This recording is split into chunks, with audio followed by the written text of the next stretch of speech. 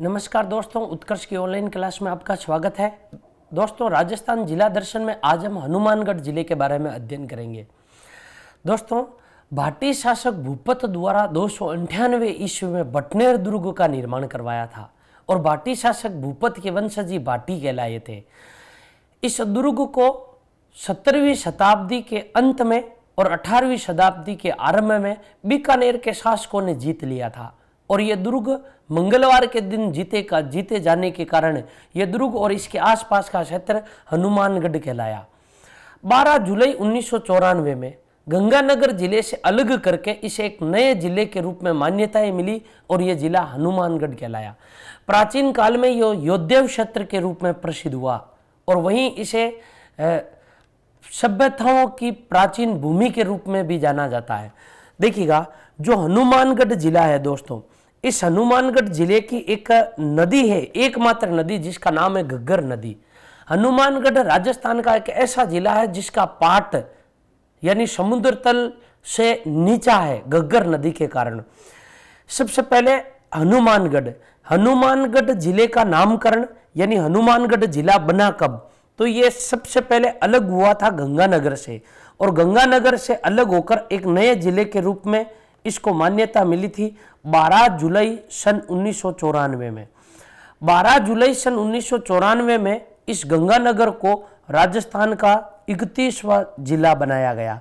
तो गंगानगर राजस्थान का कौन सा जिला बना था? 31वां जिला बना था। दोस्तों, यहां से आपसे प्रश्न पूछा जा सकता है कि हनुमानगढ़ को जिला कब बनाया गया था? तो जिला बनाया गया 12 जुलाई 1994 में और यह राजस्थान का कौन सा जिला बना था? 31वां जिला बना। प्राचीन काल में इसे क्या कहा जाता था? प्राचीन काल में यह जिस क्षेत्र के अंतर्गत आता था वो क्षेत्र कहलाया योद्धेव क्षेत्र। इस योद्धेव क्षेत्र का नाम योद्धेव क्षेत्र क्यों पड़ा और राजस्थान में कितने जिले? राजस्थान के 2 जिलों का क्षेत्र, एक क्षेत्र श्री गंगानगर और दूसरा हनुमानगढ़। इन 2 जिलों का जो क्षेत्र है वो क्षेत्र क्या कहलाता है? योद्धेव क्षेत्र कहलाता है। योद्धेव क्षेत्र क्यों कहलाता है? क्योंकि यहां पर प्राचीन काल में युद्ध प्रिय जाति रहती थी। युद्ध प्रिय जाति रहने के कारण, युद्धों में दक्ष या हमेशा युद्ध लड़ने वाली जाति रहने के कारण इस क्षेत्र का नाम क्या पड़ा? योद्धेव क्षेत्र पड़ा था। देखिएगा, इस क्षेत्र को क्या कहा जाता है? इस क्षेत्र को कहा जाता है प्राचीन सभ्यताओं की भूमि। प्राचीन सभ्यताओं की भूमि, प्राचीन सभ्यताओं की भूमि, प्राचीन सभ्यताओं की जो भूमि कहा जाता है वो कहा जाता है हनुमानगढ़ को। इसलिए क्योंकि यहां पर जो सभ्यताएं पनपी, उन सभ्यताओं में एक सभ्यता जिसका नाम है कालीबंगा सभ्यता। कौन सी सभ्यता? कालीबंगा सभ्यता। इसके अलावा एक सभ्यता जिसका नाम है पीलीबंगा सभ्यता। कालीबंगा सभ्यता और पीलीबंगा सभ्यता। इसके अलावा पल्लू, देखिएगा पल्लू, ये कुछ ऐसी सभ्यताएं हैं जो हनुमानगढ़ जिले में घग्गर नदी के किनारे विकसित हुई। कौन सी नदी के किनारे विकसित हुई? घग्गर नदी के किनारे विकसित हुई। हनुमानगढ़ जिले में एकमात्र नदी बहती है जिसका नाम है घग्गर नदी। घग्गर नदी का उद्गम हिमाचल प्रदेश में कालिका माता की पहाड़ियों से होता है और राजस्थान में यह नदी तलवाड़ा गांव के निकट टिब्बी तहसील से राजस्थान के हनुमानगढ़ जिले में प्रवेश करती है। हनुमानगढ़ में बहने के बाद में ये गंगानगर और उसके बाद में आंतरिक अफवाह प्रणाली की ये नदी है और इस नदी में बाढ़ आने पर इसका पानी फोर्ट अब्बास तक भी पहुंचता है। इस नदी का जो अफवाह क्षेत्र है जो हनुमानगढ़ और गंगानगर में है, उस क्षेत्र को नाली प्रदेश कहा जाता है। तो इन 3 सभ्यताओं की जननी है कालीबंगा सभ्यता, पीलीबंगा, इसके अलावा पल्लू। घग्गर नदी के किनारे हनुमानगढ़ जिले में ये सभ्यताएं विकसित हुई। प्राचीन काल में इसे योद्धेव क्षेत्र कहा जाता था और इस क्षेत्र में 2 जिले, एक हनुमानगढ़ और एक गंगानगर।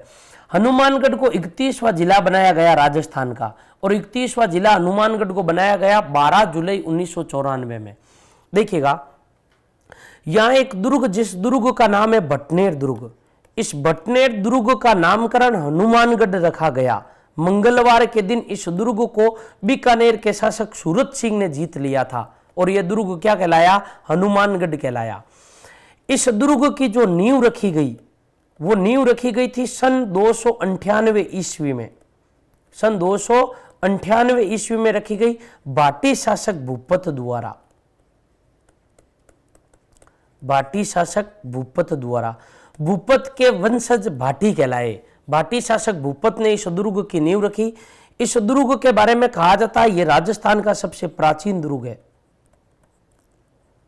राजस्थान का सबसे प्राचीन दुर्ग है ये, यानी इसके बारे में यह भी लिख सकते हैं राजस्थान का सबसे प्राचीन या राजस्थान में बनने वाला प्रथम दुर्ग। राजस्थान का सबसे प्राचीन दुर्ग कौन सा दुर्ग? भटनेर दुर्ग। दोस्तों, दुर्गों के बारे में हमने भटनेर दुर्ग के बारे में अध्ययन किया था। इस दुर्ग के बारे में तैमूर लंग ने अपनी आत्मकथा लिखी है तुजुक ए तैमूरी, जिसमें लिख रखा है कि भारत में इतना बड़ा दुर्ग, इतना शक्तिशाली दुर्ग, और इसके बारे में यह भी लिखा कि इतना मजबूत और सुरक्षित दुर्ग मैंने कभी पूरे हिंदुस्तान में नहीं देखा। इस दुर्ग के बारे में प्रमाण भी ये भी मिले हैं कि हिंदू और मुस्लिम दोनों रानियों ने मिलकर इस दुर्ग में जौहर किया था, तो यह भी प्रमाण मिलता है। इस दुर्ग पर कई आक्रमण हुए। महमूद गजनवी का आक्रमण हुआ, तो इस दुर्ग के बारे में यह भी कहा जाता था तैमूर लंग का भी आक्रमण हुआ। इस दुर्ग पर कामरान का भी आक्रमण हुआ। सर्वाधिक विदेशी आक्रमण जिस दुर्ग पर हुए हैं उस दुर्ग का नाम है भटनेर का दुर्ग। इस दुर्ग में शेर खां की कब्र भी है। इस दुर्ग का कई बार पुनर्निर्माण हुआ, फिर भी यह दुर्ग छोटी छोटी ईंटों से बना हुआ प्रतीत होता है। यह दुर्ग मिट्टी से निर्मित है। ये जो इस दुर्ग के बारे में जो जानकारी है ये हमने अलग टॉपिक पढ़ा है दोस्तों, राजस्थान के दुर्ग, उस पर आपको उपलब्ध हो जाएगी। इसमें याद रखिएगा भाटी शासक भूपत ने इस दुर्ग की नींव रखी थी 298 ईस्वी में। यह दुर्ग मिट्टी से निर्मित है। यह दुर्ग निर्मित किससे? मिट्टी से निर्मित। राजस्थान के दो ही ऐसे दुर्ग है जो मिट्टी से निर्मित है, एक है लोहागढ़ दुर्ग और दूसरा है भटनेर दुर्ग। राजस्थान के दो ऐसे दुर्ग है जो किससे निर्मित है? मिट्टी से निर्मित है। इस दुर्ग के बारे में यह भी कहा जाता है यह दुर्ग वर्तमान में खंडरों के रूप में है, लेकिन छोटी छोटी ईंटों से निर्मित है। इस दुर्ग में हनुमान जी का एक मंदिर भी है। भटनेर दुर्ग को बीकानेर के शासक सूरत सिंह ने मंगलवार के दिन जीत लिया था, इस कारण यह दुर्ग क्या कहलाया? भटनेर दुर्ग कहलाया था। अब देखिएगा हनुमानगढ़ जिले में कौन कौन से प्रमुख मेले भरते हैं, कौन कौन से प्रमुख मंदिर हैं, उनके बारे में हम अध्ययन करते हैं। जैसे हनुमानगढ़ जिले में जो प्रसिद्ध एक राजस्थान के लोक देवता का मंदिर बन रखा है जिसका नाम है गोगा जी का मंदिर, और यह मंदिर कहलाता है गोगा मेडी का मंदिर। राजस्थान में जो गोगा मेडी का जो मंदिर है वो गोगा मेडी का मंदिर है हनुमानगढ़ जिले में। हनुमानगढ़ जिले में कहां पर? गोगा मेडी स्थान पर। जो स्थान है उस स्थान का नाम क्या है? गोगा मेडी स्थान। गोगा मेडी स्थान। और गोगा मेडी स्थान है नौहर हनुमानगढ़। गोगा मेडी जो स्थान है वो स्थान कहां पर है? नौहर हनुमानगढ़ में है। यहां पर लोक देवता गोगा जी का मंदिर बन रखा है। गोगा जी को सांपों का लोक देवता या जहार पीर की उपाधि भी दी जाती है। जो इनको जहार पीर की जो उपाधि दी है वो जहार पीर की उपाधि महमूद गजनवी के द्वारा दी गई है। यानी गोगा जी को क्या कहा जाता है? जहार पीर कहा जाता है।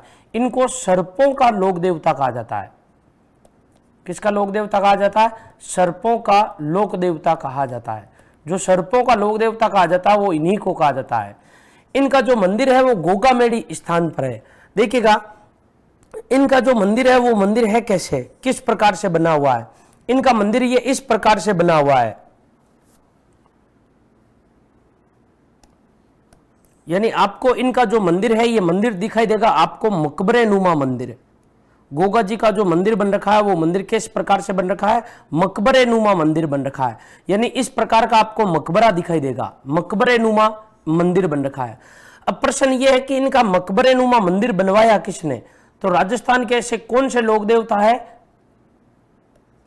जिनका मंदिर मकबरे नुमा है? मकबरे नुमा मंदिर। जो मकबरे नुमा मंदिर है इस मकबरे नुमा मंदिर का निर्माण करवाया फिरोज खां ने। फिरोज खां तुगलक ने। फिरोज खां तुगलक ने इसका निर्माण करवाया है। दूसरा इसमें विशेष बात याद रखने लायक है, इस मंदिर का जो मुख्य प्रवेश द्वार है, इस मंदिर का जो मुख्य प्रवेश द्वार है, यानी प्रवेश द्वार पर प्रवेश द्वार पर बिस्मिल्लाह की आकृति चित्रित है। किसकी आकृति? बिस्मिल्लाह की आकृति चित्रित है। याद रखिएगा, बिस्मिल्लाह की आकृति चित्रित है, बिस्मिल्लाह शब्द नहीं लिखा हुआ है। बिस्मिल्लाह की आकृति चित्रित है प्रवेश द्वार पर, यानी इस मंदिर के प्रवेश द्वार पर बिस्मिल्लाह की आकृति चित्रित है। इसके अलावा देखिएगा, ये जो मंदिर है, इस मंदिर में यहीं पर जो समाधि है वो गोगा जी की समाधि है। जो गोगा जी की जो समाधि है वो यहीं पर है। गोगा जी की समाधि यहीं पर किसकी समाधि बन रखी है? गोगा जी की समाधि बन रखी है। इसके अलावा यहां पर जो वर्ष में मेला लगता है, इस मंदिर के बाहर जो वर्ष में मेला लगता है, वो वर्ष में मेला लगता कब है? देखिएगा, यहां पर मेला लगता है गोगा नवमी को। सबसे इंपॉर्टेंट, यहां पर जो मेला लगता है वो मेला कब लगता है? गोगा नवमी के दिन यहां पर मेला आयोजित होता है। इसके अलावा इस मंदिर के जो पुजारी होते हैं, इस मंदिर के जो पुजारी होते हैं, 11 माह तक तो पुजारी रहता है मुसलमान। देखिएगा, 11 माह जो पुजारी होता है वो मुस्लिम पुजारी होता है, मुस्लिम। और 1 माह तक जो पुजारी होता है, 1 माह का जो पुजारी होता है, वो 1 माह तक पुजारी कौन होता है? हिंदू पुजारी होता है। यानी इस मंदिर के जो पुजारी होते हैं, वो पुजारी 11 माह तक तो मुसलमान पुजारी होता है और 1 माह तक हिंदू पुजारी होता है। दोस्तों, ऐसा है क्यों? कारण क्या है? क्योंकि गोगा जी का जो 15वां वंशज था कायम सिंह ने मुसलमान धर्म स्वीकार कर लिया और उनके जो वंशज थे, उनके वंशज क्या कहलाए? कायम खानी मुसलमान कहलाए। इसी कारण देखिएगा, इसी कारण 11 माह तक जो पुजारी होता है वो तो कौन होता है? मुसलमान होता है। और 1 माह तक जो पुजारी होता है वो पुजारी कौन होता है? हिंदू पुजारी होता है। जो मेला लगता है वो गोगा नवमी के दिन लगता है। इनका जो मंदिर है वो मकबरे नुमा मंदिर है और मकबरे नुमा मंदिर का जो निर्माण करवाया वो फिरोज खान तुगलक ने, और इसके मुख्य प्रवेश द्वार पर बिस्मिल्लाह की आकृति चित्रित है। ये जो प्रमुख मंदिर था, ये प्रमुख मंदिर किसका था? गोगा जी का प्रमुख मंदिर था। अब हम पढ़ते हैं आगे, हनुमानगढ़ जिले में और कौन कौन से मंदिर है उनके बारे में। देखिएगा दोस्तों, अगला जो मंदिर बना रहा उस मंदिर का नाम है शिला माता का मंदिर। जो शिला माता का मंदिर है, शिला माता का मंदिर, यह शिला माता का मंदिर बना हुआ है सरस्वती नदी घाटी, यानी यहां पर नदी बहती एक जिसका नाम है घग्गर नदी। घग्गर नदी के अपवा क्षेत्र में, घग्गर नदी के अपवा क्षेत्र में, घग्गर नदी के अपवा क्षेत्र में यह मंदिर बन रखा है जिसका नाम क्या है? शिला माता का मंदिर। शिला माता का मंदिर है। इस मंदिर के जो पूजा है वो पूजा मुसलमान भक्त भी करते हैं, यानी मुस्लिम पुजारी, मुस्लिम भक्त इस माता को शिलापीर कहते हैं। इस माता को क्या कहते हैं? शिलापीर कहते हैं, शिलापीर कहते हैं। ये नोट करके रखिएगा, जो मुस्लिम पुजारी है वो मुस्लिम पुजारी इस माता को क्या कहते हैं? शिलापीर कहते हैं। यानी इस माता की जो पूजा करते हैं वो पूजा किसके नाम से करते हैं? शिलापीर के नाम से इस माता की पूजा करते हैं। दूसरा देखिएगा, इस माता के मंदिर में जो प्रतिवर्ष मेला लगता है, इस माता के मंदिर में जो प्रतिवर्ष मेला लगता है वो मेला लगता कब है? इस माता की इस क्षेत्र में खास मान्यता है। ऐसा भी माना जाता है इस माता का जो मंदिर है, इस मंदिर परिसर में नमक का पानी चढ़ाया जाता है। नमक का पानी, जिससे ऐसी मान्यता है कि जो चर्म रोग होते हैं वो चर्म रोग दूर हो जाते हैं। नमक के पानी चढ़ाया जाता है और चर्म रोग यहाँ के जो होते हैं वो चर्म रोग दूर हो जाते हैं। प्रतिवर्ष यहां पर जो मेला लगता है, सबसे इंपॉर्टेंट जो मेला लगता है वो भाद्रपद शुक्ल एकादशी को लगता है। भाद्रपद शुक्ल एकादशी को इस मंदिर में क्या लगता है? मेला लगता है। एक तो ये याद रखिएगा। दूसरा, नमक का पानी चढ़ाने की परंपरा, नमक का पानी चढ़ाया जाता है, नमक का पानी चढ़ाया जाता है। इस मंदिर में किसका पानी चढ़ाया जाता है? नमक का पानी चढ़ाया जाता है। एक तो मंदिर ये। दूसरा एक मंदिर बन रखा है हनुमानगढ़ जिले में, एक और मंदिर जिसका नाम है भद्रकाली माता का मंदिर। भद्रकाली माता का मंदिर, ये पूछ रखा है राजस्थान में भद्रकाली माता का मंदिर कहां पर है? राजस्थान में भद्रकाली माता का मंदिर केवल और केवल हनुमानगढ़ जिले में है। हनुमानगढ़ जिले में भी कहां पर? अमरपुरा गांव में। अमरपुरा गांव में भद्रकाली का मंदिर बन रखा है। यानी यहां पर जो मुख्य प्रतिमा है वो मुख्य प्रतिमा है किसकी? यहां पर मुख्य प्रतिमा मां काली की, मुख्य प्रतिमा है किसकी? मां काली की। इस मंदिर का जो निर्माण करवाया वो निर्माण किसने करवाया? इस माता के मंदिर का जो निर्माण करवाया गया है वो बीकानेर नरेश महाराजा राम सिंह ने करवाया। बीकानेर नरेश महाराजा राम सिंह, महाराजा राम सिंह, महाराजा राम सिंह ने इस माता के मंदिर का क्या करवाया? निर्माण करवाया। तो याद नोट करके रखिएगा, इस माता का मंदिर का जो निर्माण करवाया है वो निर्माण किसने करवाया? बीकानेर नरेश राम सिंह ने इस माता के मंदिर का क्या करवाया? निर्माण करवाया था। अब देखिएगा, एक तो है शिला माता का मंदिर। इस माता के मंदिर में यानी नमक का पानी चढ़ाया जाता है। जो मुस्लिम पुजारी है, जो मुस्लिम भक्त है, वो शिला पीर के नाम से पूछते हैं। और इस माता का जो मंदिर है देखिएगा, वो इस माता का मंदिर घग्गर नदी के अपवा क्षेत्र में है। भद्रकाली माता का मंदिर है अमरपुरा गांव में। और यहाँ पर जो माता है वो माँ काली यानी माँ काली की प्रतिमा है। माँ काली की काले रंग की प्रतिमा और मुंह में लाल जीभ है। ऐसा लगता है कि जैसे ये बहुत बुरी तरह यानी भद्र रूप से प्रतीत होती है। इस कारण इस माता का जो नाम है वो नाम क्या रख दिया? भद्रकाली रख दिया। इसके अलावा एक और मंदिर है और वो मंदिर है ब्राह्मणी माता का मंदिर। देखिएगा, जो ब्राह्मणी माता का मंदिर है एक तो है सोरसेन 12 में, एक ब्राह्मणी माता का मंदिर है हनुमानगढ़ जिले के पल्लू गांव में। हनुमानगढ़ जिले के कौन से गांव में? पल्लू गांव में। पल्लू गांव में हनुमानगढ़ जिले का जो गांव है उस गांव का नाम क्या? पल्लू गांव। और यहां पर जो मंदिर बन रखा है उस मंदिर का नाम क्या? ब्रह्माणी माता का मंदिर। ब्रह्माणी माता के मंदिर में जो मेला लगता है वो प्रत्येक माह की अष्टमी और नवमी को, प्रत्येक माह की अष्टमी और नवमी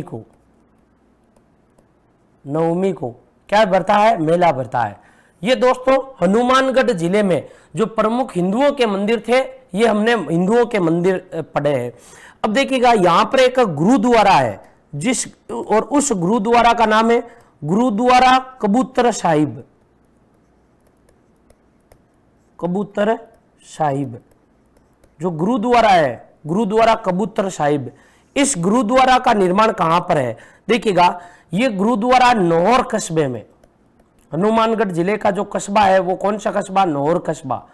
यहां पर गुरु गोविंद गिरी जो सिखों के 5वें गुरु थे ये इस यहां पर पधारे थे। गुरु गोविंद गिरी की स्मृति में यहां पधारे थे और इनकी स्मृति में इस गुरुद्वारे का निर्माण किया गया। तो सिखों के 10वें गुरु, सिखों के 10वें गुरु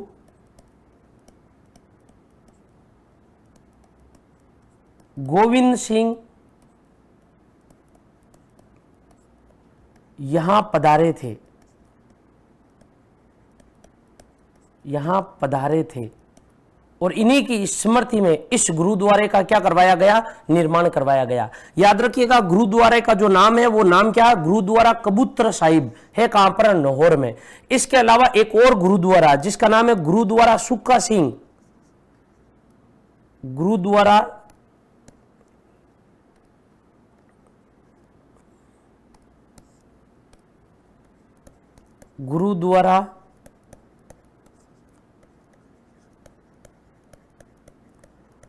सुक्का सिंह मेहताब, गुरुद्वारा सुक्का सिंह मेहताब। देखिएगा, ये जो गुरुद्वारा सुक्का सिंह ये हनुमानगढ़ टाउन में है, यानी हनुमानगढ़ शहर में, हनुमानगढ़ में।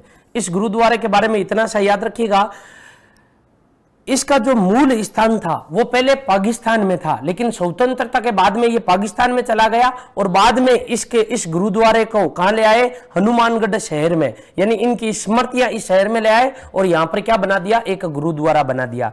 ब्रह्माणी माता का मंदिर हनुमानगढ़ के कौन से गांव में? पल्लू गांव में। याद रखिएगा, कौन से गांव में? पल्लू गांव में। प्रत्येक माह की अष्टमी व नवमी के दिन मेला भरता है। इसके अलावा 2 गुरुद्वारा, एक तो कबूतर साहिब का गुरुद्वारा लाहौर में, सिखों के 10वें गुरु गोविंद सिंह यहां पधारे थे, इनकी स्मृति में इस गुरुद्वारे का निर्माण। दूसरा गुरुद्वारा सुखा सिंह मेहताब हनुमानगढ़ जिले में है। ये हनुमानगढ़ जिले के प्रमुख आस्था के प्रमुख केंद्र थे। अब हनुमानगढ़ जिले के जो महत्वपूर्ण तथ्य है, वो महत्वपूर्ण तथ्य दोस्तों कौन कौन से है उसके बारे में हम अध्ययन करते हैं। देखिएगा दोस्तों, महत्वपूर्ण तथ्य में हम बात करते हैं पल्लू गांव की। देखिएगा, पल्लू गांव में उत्खनन का कार्य हुआ और यहां खुदाई से 2 सरस्वती की जैन मूर्तियां प्राप्त हुई है। तो 2 सरस्वती की जैन मूर्तियां प्राप्त हनुमानगढ़ जिले के कौन से गांव से हुई है? पल्लू गांव से हुई है, जो वर्तमान में राष्ट्रीय संग्रहालय दिल्ली में सुरक्षित है। वर्तमान में राष्ट्रीय संग्रहालय दिल्ली में ये दोनों मूर्तियां सुरक्षित है। तो याद रखिएगा, जैन धर्म की 2 सरस्वती की मूर्तियां हनुमानगढ़ जिले के कौन से गांव से प्राप्त हुई है? पल्लू गांव से। दूसरा, राजस्थान में सर्वाधिक खेल का जो सामान बनाया जाता है वो कौन से जिले में बनाया जाता है? हनुमानगढ़ जिले में। राजस्थान में सर्वाधिक खेल का सामान बनता है यहां पर। तीसरा देखिएगा, तलवाड़ा झील। तलवाड़ा झील है हनुमानगढ़ में। घग्गर नदी का जब प्रवेश होता है हनुमानगढ़ जिले में, टिब्बी तहसील तलवाड़ा गांव से होता है, और तलवाड़ा गांव से जैसे ही घग्गर नदी का प्रवेश होता है और घग्गर नदी द्वारा इस झील का निर्माण किया जाता है।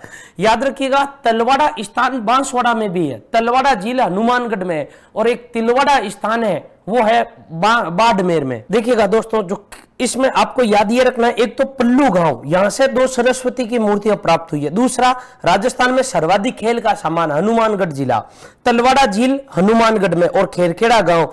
देखिएगा, खेरखेड़ा गांव इंदिरा गांधी नहर का राजस्थान में प्रवेश इसी गांव में होता है। ये गांव टिब्बी तहसील में है।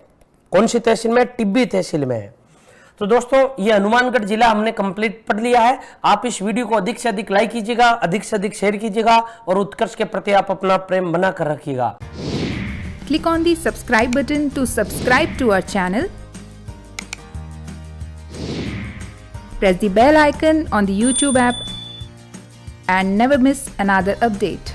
Download eUtkarsh app from Google Play Store. eUtkarsh app is one-stop solution for your competitive exam preparation with lots of unique and amazing features like create your own custom test, add YouTube videos in app library, add web reference link for quick revision, make your own custom flashcards. For each chapter, you can give online test and analyze your performance. So download eUtkarsh app now.